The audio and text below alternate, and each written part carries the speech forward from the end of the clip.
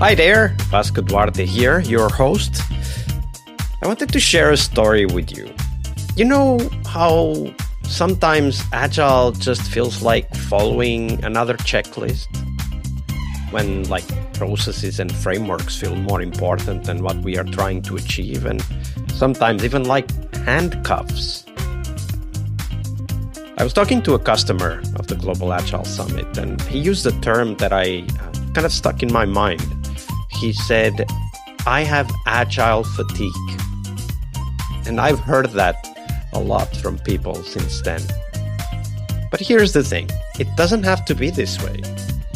So we started thinking, and at the Global Agile Summit, which is happening this May, we're bringing together practitioners who've actually done that, who've broken free from this, install the framework kind of mindset. We want to focus the summit on real-life, first-person stories of Agile succeeding that inspire you to action. We're talking real experiences, practical solutions, and of course, amazing insights from leaders like Gojko Adzic, who will be one of the keynote speakers, and Jürgen Apelo, who will be one of the keynote speakers as well. If you're ready to leave the Agile fatigue behind, just join us in Tallinn. The early bird tickets are now available at the globalagilesummit.com. And mark your calendars. We will have workshops on May 18th, that's a Sunday. And then the conference itself will happen on May 19th and 20th of 2025 in Tallinn, Estonia. So let's make Agile exciting again. And remember, go to globalagilesummit.com, that is, and get your early bird ticket now. It will only be available until early March, so grab it now. And now, on to the episode. Hello, everybody. Welcome to a very special bonus episode. And for this bonus episode on how to build trust and collaboration, we have joining us Maria Arpa. Hey, Maria, welcome to the show. Wow. Hi, Vasco. Really lovely to meet you. Likewise. So Maria is an expert, mediator, counselor, and advocate for meaningful workplace change. She's also the creator of the Dialogue Roadmap, a communications tool that moves away from accusative and blaming ways of communicating to a much more compassionate and collaborative way of working. In her book, Mindfulness at Work, Maria offers powerful strategies to transform stressful, conflict-ridden workplaces into environments of harmony and collaboration. And Maria, today we're going to talk about how to build trust, how to help collaboration emerge.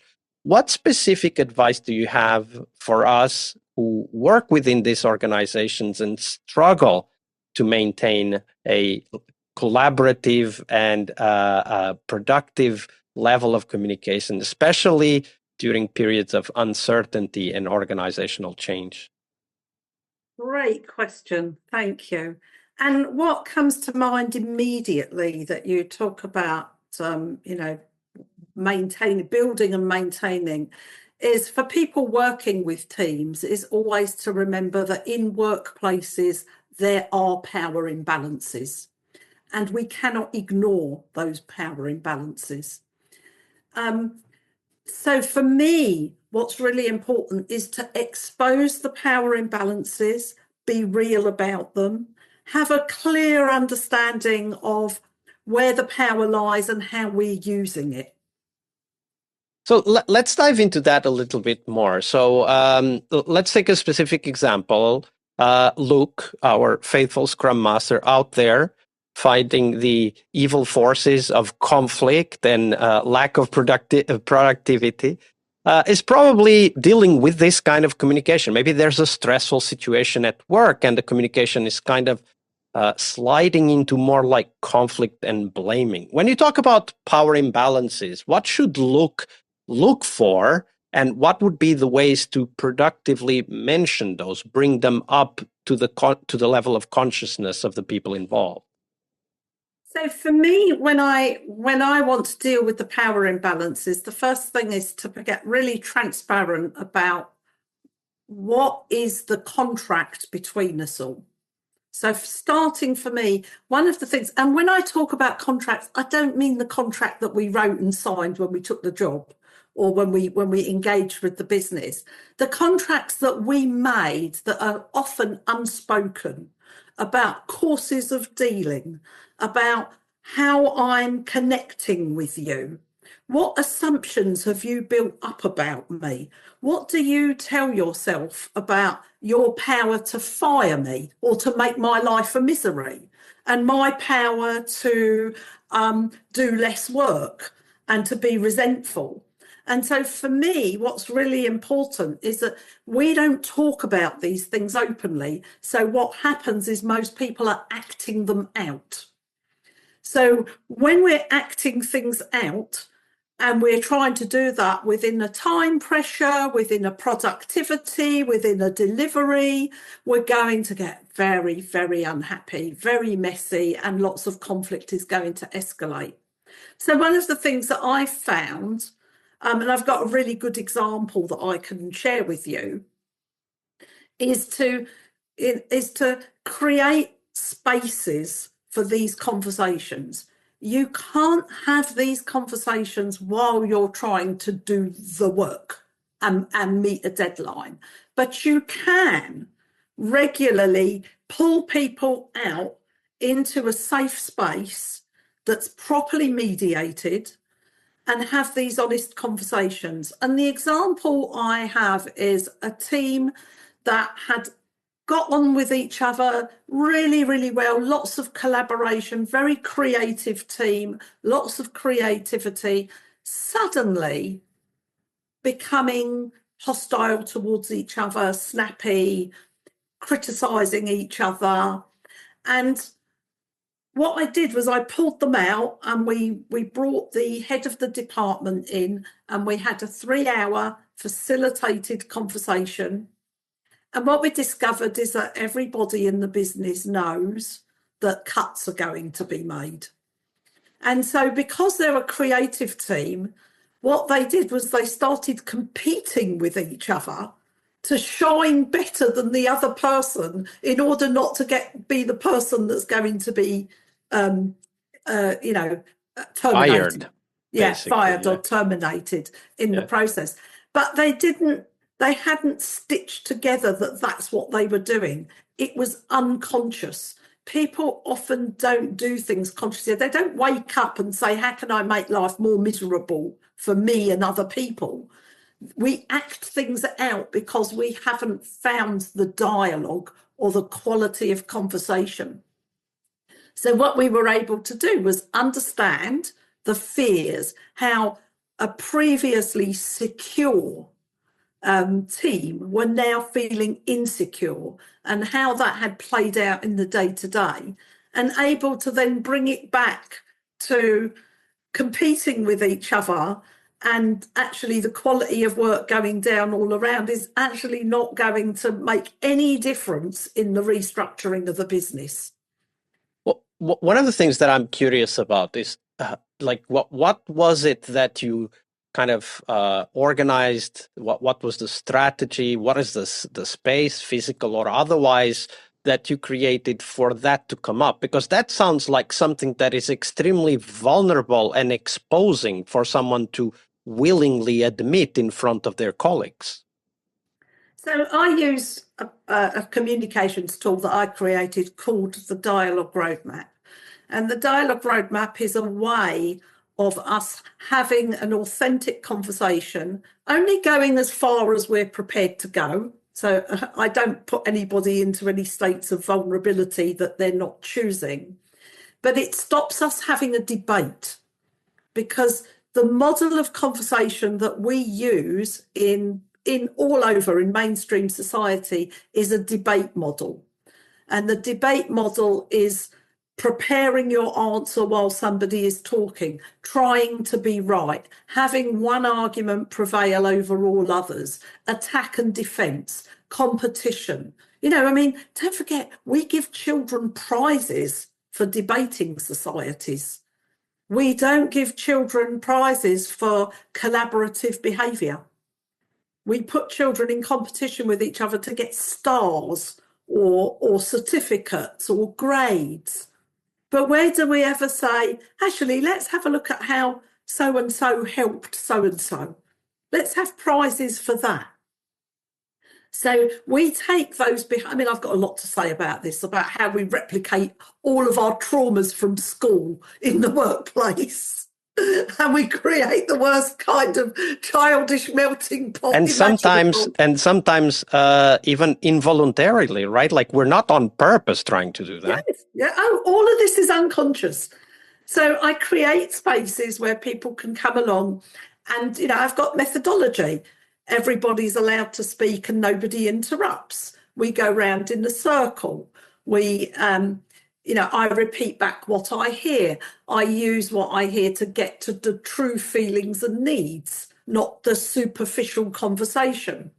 And what happens, and obviously I've been doing this for years and years in all kinds of settings, not just workplaces, is there's a place in which people can come to our common humanity, where we realise that actually,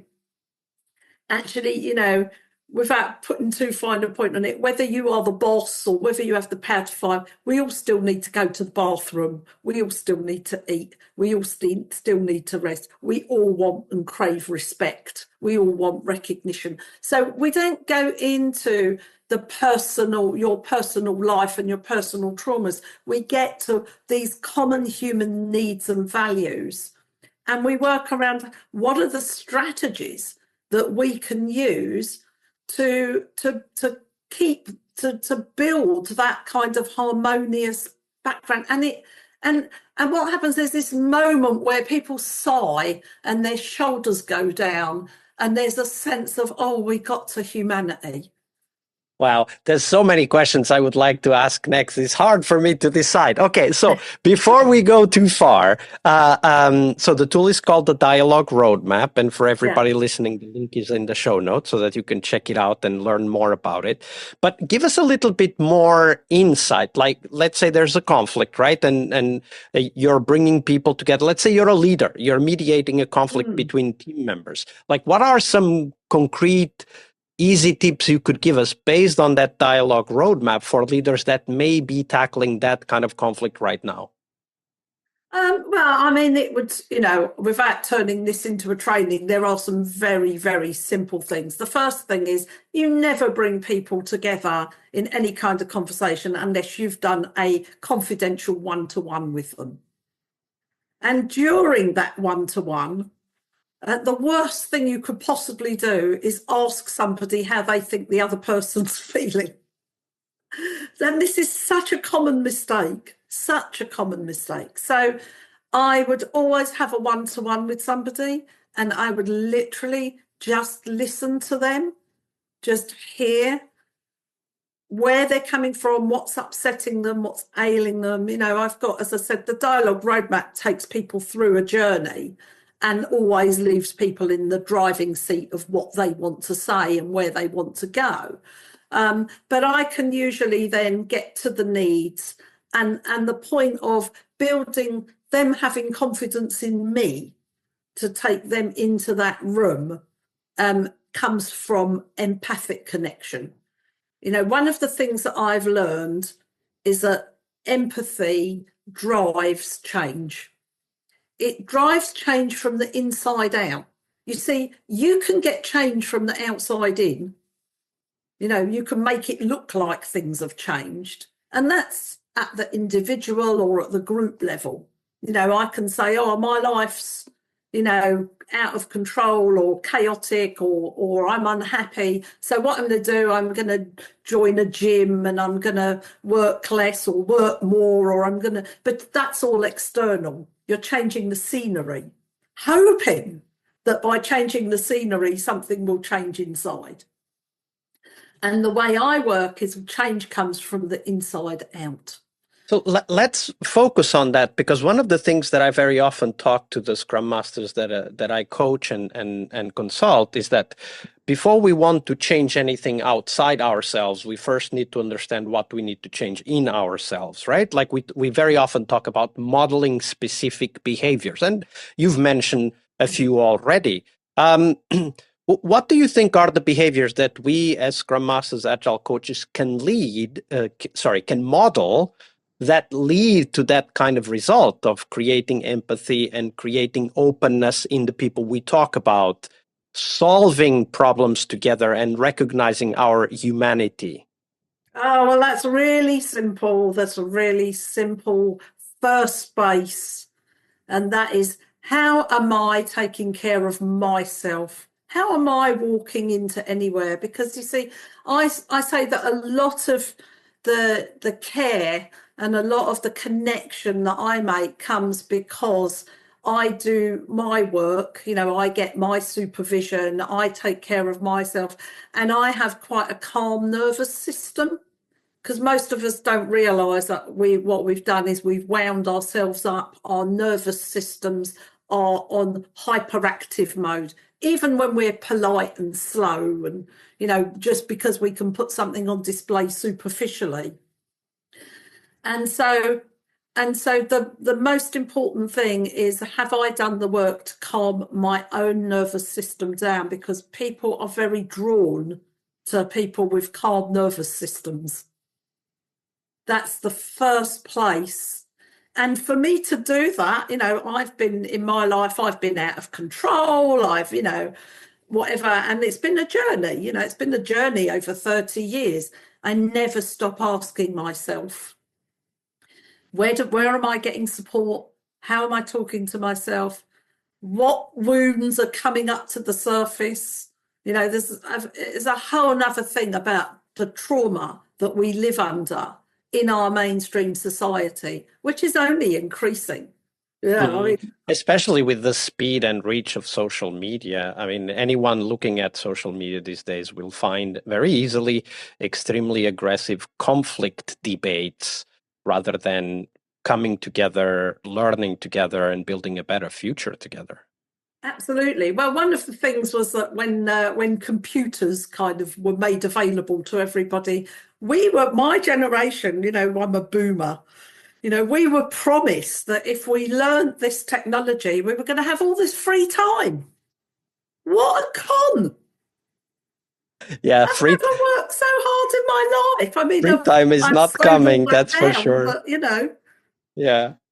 So one of the things that we want to do with this approach to solving conflict is, of course, to create more collaborative work environment, especially in knowledge work, where value is created through collaboration. And collaborative decision making is exactly one of your key focus areas. So when you think about the role of leaders and creating this inclusive decision making processes that at the same time still remain quite agile, right? That they're not slow and cumbersome. Like, what kind of tools and approaches do you have that leaders could take on? So I think that for me, I use this word plumbing. Okay, so there's something about places where people gather, and workplaces are a community. And then you've got all, as I said, the power imbalances and the contracting to deal with. But what we don't do in our society, so think about this, we have a place to make our tea and coffee, right? We have a place to have boardroom meetings. There's a place, at home, we have places to sleep. We have places to wash ourselves. They're specific designated spaces. What we don't have and we don't create are specific spaces to manage our conflicts. So we're always trying to do it while we're doing other things. And we need to make space for it, because conflict, when approached compassionately, when approached from a completely different mindset to the competitive mindset, is our biggest free resource. What do you mean by that? Open that up a little bit more for our listeners. You said conflict is our biggest free resource. What do you mean by that? There's no end of conflict, is there? There's no end of disagreement, no end of tension. Put a group of people together, there will be tension. What I'm suggesting is that because we have not been taught to notice that tension really early and see it as a positive change process, to go, isn't that amazing? I can feel some tension here. I wonder what journey that will take me on, right? What we do is we go, oh, I feel some tension. That means someone's out to get me, or I better protect myself, or, I better watch out. And so we build it into a dispute.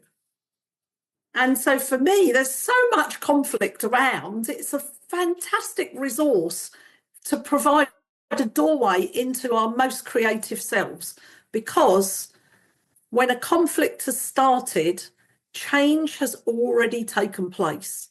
What we need to do is grow into that change.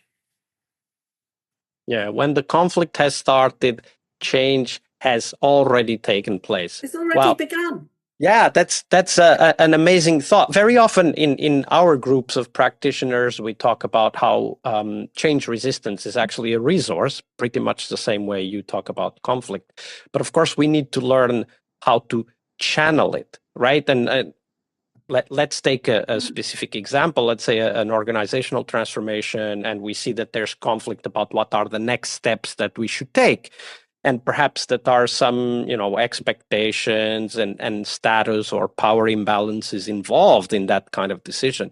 What are some things that we can do to try to reframe that change resistance or conflict into something more productive, something that perhaps gets us to that point where we understand each other's concerns?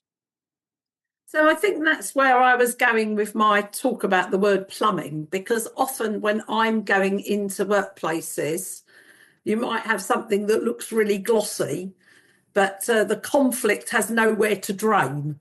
So there's no plumbing. So actually, even if the sink and the lavatory all look beautiful and you've got fantastic gold taps, right, it's actually not going anywhere. So by the time I called in, it's all coming up through the floorboards.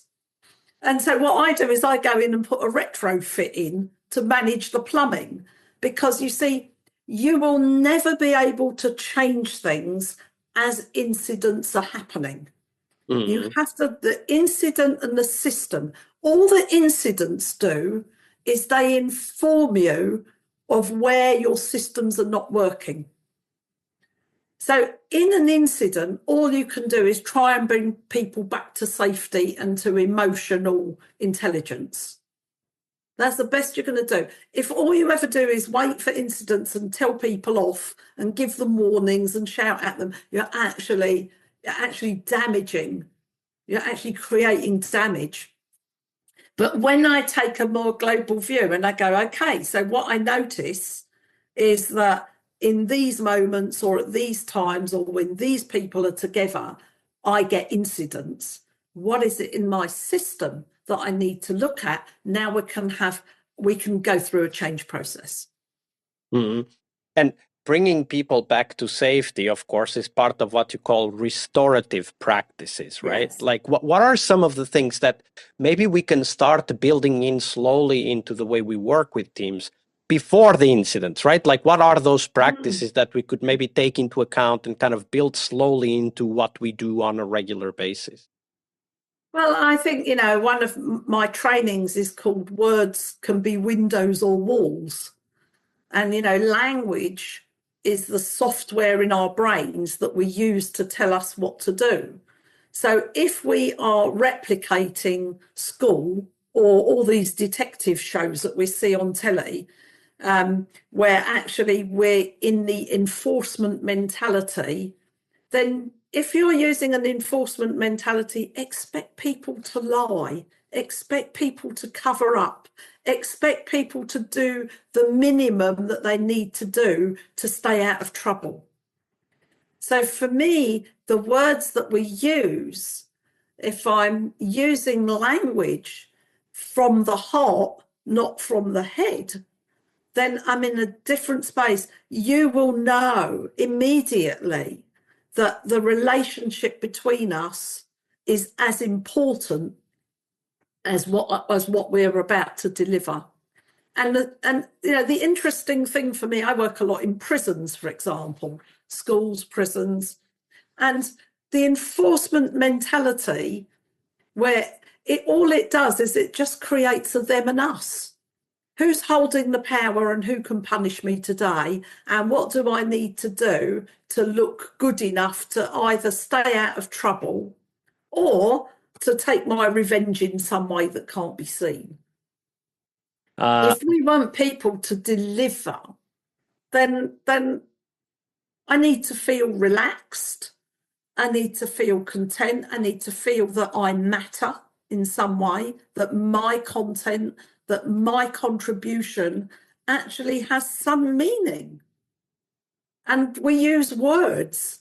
Words are the first way in which I can find acceptance or find some kind of relationship with you. Well, when you talk about the enforcement language or enforcement mentality, rather, this is really a powerful concept. So, if I can try to translate that into our context as practitioners in the software world, enforcement mentality is: here's the process I want you to follow, and I will be surveying that you are following these rules. This would be enforcement mentality, right? Yeah, it's the idea that underlying, you see, it could be really polite. It's got nothing to do, when I talk about language, it's got nothing to do with whether you're polite or quiet or hostile or aggressive. It means that in invisible ink, in brackets, after every instruction or contract is or else. Or else. Oh, please, would you get this done for me by 5 o'clock today? Or else. And so we don't necessarily need to say or else out loud. But well, I mean, it's already implicit, right? It's, it's already implicit because the person that comes to you might be a project manager or a Scrum master or a product owner. Like, all of those words are already telling us something. I remember we had an interesting episode a few months ago with Michel Pock about Foucault's Discipline and Punish book, where he talks exactly about that, how language builds these prisons that we then actually voluntarily enter, right?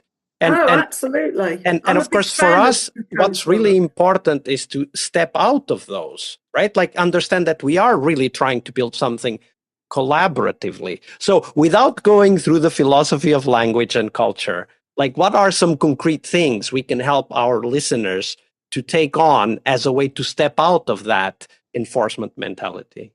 So I think there are a few things that we can do. Number one is slow things down. So when I'm delivering training, I bring a metronome, and what I do is, the metronome is a timing thing for people, for musicians, and we see how our heart rate increases when the metronome's going really, really quickly, and we start bringing it down and down and down until we can kind of find a place. It's a really good way of understanding, like, where can we have this conversation that we're not stressed. So the first thing is slowing conversations down. It's really, really important. Good phrases that I can use are: if I understand you, what you really want me to hear right now is. That's a great thing to say to someone. If I've understood what you really want me to hear is this. Another great phrase is, I love this. I was going to write a book with this title called This Isn't the Conversation I Meant to Have. Can I start again, please? And wow, that's phrases, powerful. And other phrases that will get us out of trouble quick. Wow. Are you already starting to write that book? Because I want to read it. Yeah, it's in the soup of ideas. But yeah, it's a great way, I'm going to fall over and make mistakes, and I'm going to come out with things, and you're going to catch me in a bad moment, and I can say, this isn't the conversation I meant to have. Please, can I start again? Okay, so, but we do need to tackle one aspect that I think maybe, perhaps mistakenly, let's see, included in that enforcement mentality. And that is that idea of accountability. Now, in collaborative environments, we still need to keep ourselves accountable. So what strategies can leaders use to keep the accountability without dropping into the enforcement mentality or that or else type of approach? Mm. So the number one thing, and I think I've mentioned this several times, is being really aware of the contracts that we have created. And if we're not aware of them, discussing them. So that if we're all aware of so that could be an agreement in the moment about who's doing what and by when, and making sure that everybody's understood that. And also having contingency. What happens when it goes wrong? Because whenever you put people together, there's going to be messiness. So there's a duty on leaders. That's the job of the leader, is to make sure everyone can show up as the best version of themselves with complete clarity. Now, when things go wrong, or when somebody isn't accountable, or they're avoiding, or they're not delivering, there's a way to have that conversation. And the way to have that conversation is, so my role is to uphold certain standards. My role is to uphold certain productivity. And I love doing that. That's a job that I do. And if you don't love doing that, why are you in the job as a leader? Okay. Because if you're just in the job and it's too much for you, where are you getting help? So, that's a whole other thing. But I should be saying, I love doing this, and I like taking pride in my work. So when I see that on 5 occasions you haven't been able to meet the deadline, and here's the thing, what conversation should I be having with you? Ask the person. Yeah, What invite them to conversation take accountability, right? Invite them, yes, because how the person answers that question tells you everything you need to know. This is a very powerful insight. So accountability is definitely a topic that is very important when we are collaboratively working, right? Because there are those contracts, as you said, unfortunately, not always explicit, but they are always there, even when they are not mentioned. And when somebody is not living up to what we expect of them, then of course we feel like, oh, we are being robbed of something, at least my own, deliverable or achievement or whatever, maybe something else. And what you just said about inviting them to take accountability is actually very powerful, because someone who doesn't want to take accountability for whatever reason, we don't even need to go there, is not a good team person. Exactly. But there's a number of things, isn't there? Because somebody may be going through something personally, and they may burst into tears and then tell you that they're going through a divorce, or whatever it is. And then I can make the decision of whether I want to invest and whether we want to help someone through that, because actually overall, when we look at it, it's a good choice. But somebody who doesn't want to take accountability won't give you a straight answer. Well, now you can think, how much more do I want to invest in this? And I can say that. I can say, so when I don't get a straight answer, because I'm finding it hard to understand how you're responding to this question. So I don't know where we go next. What would you do? Where do you think, what do you think we should be doing next? And this also, sorry, go ahead. Well, because you see, if it's me telling you, then we've replicated school. And I'm going to start from the assumption that everybody in this workplace came in as an adult. That's my assumption. We're all adults here, and you knew, and we discussed it. Now, if the person says, well, I never knew, let's say, well, I never knew I had to do this. Now, I do have to look at me and say, well, let's think to how we had that conversation. Did I check that you even heard me? Did I bark an order at you in the middle of 10 other things? Because most people can only hear, I think, 5 to 10% of what's actually said. And understand even less. Yeah, and understand even less. Yeah, you're doing well if they get 20%, So for me, it's like, then if a person says, well, I never knew, now we're going to do a study. I'm going to study me. I'm going to study how I instruct you. I'm going to ask you to say back to me what you've understood. Because telling people what to do and then not speaking the words themselves has very little chance of actually succeeding.